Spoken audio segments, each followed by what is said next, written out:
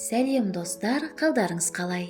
Бүгін теріні ағартуға және әжімдерді кетіруге арналған картоп маскасын жасап көрсетемін.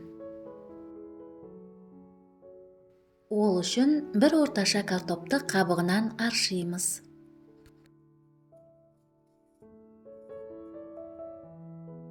Аршылған картопты үкіштен өткіземіз. Картоп бет терісіндегі коллагенді ынталандырады және әжімдерді кетіреді.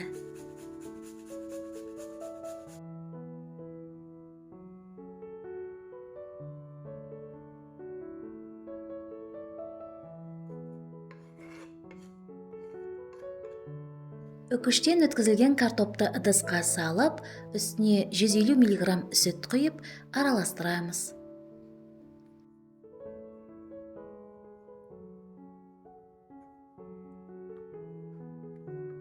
Қоспаны баяу отқа қойып, 2-3 минут пісіреміз.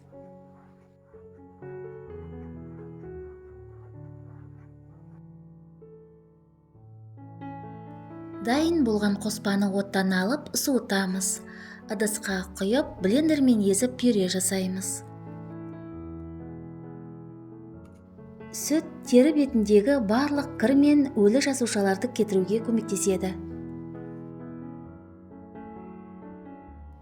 Достар, каналға жазылыңыздар. Мұнда сізге керекті рецепттер табатыныңызға сенімдімін.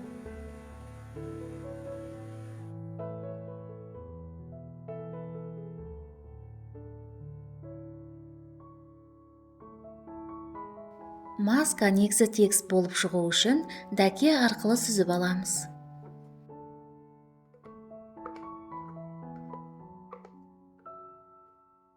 Достар, егер мені қолдағыңыз келсе, каналға жазылыңыз, лайк басыңыз, видео рецептпен достарыңызбен бөлісіңіз, және жаңа шыққан рецепті жіберіп алмас үшін қоңырауды қосуды ұмытпаңыз.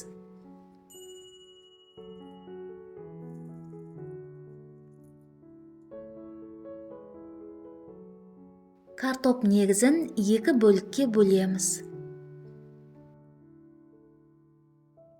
Біз 2 түрлі теріге арналған рецепт жасаймыз.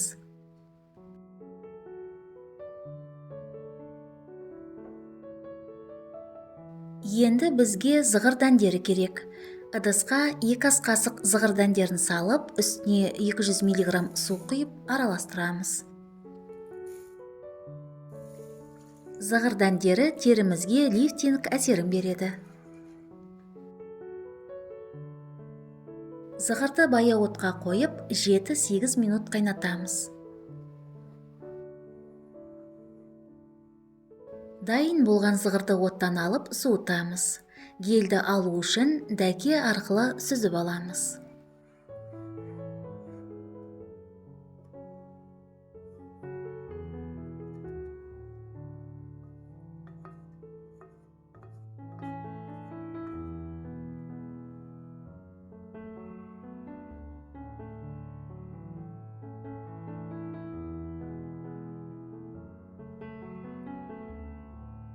Бірінші құрғақ қалыпты теріге рецепт дайындаймыз. Маска негізіне 2 ас қасық зығыр гелін қосамыз. 10 тамшы жожоба майын қосамыз.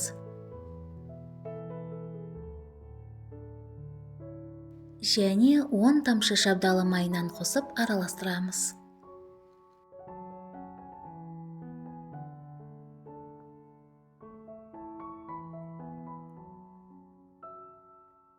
Дайын болған масканы шыны ыдысқа құйып, тоңазытқышта 1 аптаға дейін сақтай аламыз. Бұл масканы күнделікті қолыңызға, бетіңізге, мойныңызға және декольте терісіне жағып 30 минутқа қалдырасыз. Содан кейін қалған масканы жылы сумен жуасыз.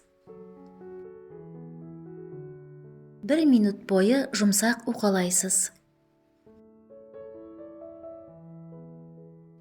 Барлық маскаларды тазартылған теріге жағасыз.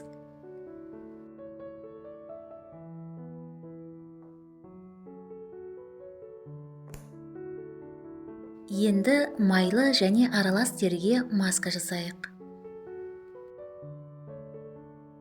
Маска негізіне 1 шай қасық алоэ вера гелін қосып араластырамыз.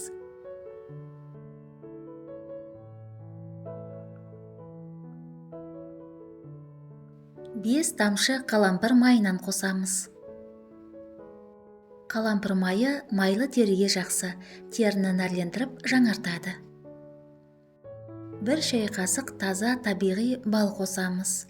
Барлық ингредиенттерді жақсылап араластырамыз. Дайын болған масканы шыны ыдысқа құйып, тоңазытқышта 1 аптаға дейін сақтай аламыз. Бұл маска теріні тыныштандырады және безеумен күресуге көмектеседі. Бұл масканы бетке, мойынға және декольте терісіне жағып 30 минутқа қалдырасыз. Содан кейін қалған масканы жылы сумен жуасыз. Қалған зығыр гелін күнделікті маска ретінде қолдануға болады. Көргеніңізге рахмет, сізге денсаулық тілеймін. Келесі кездескенше.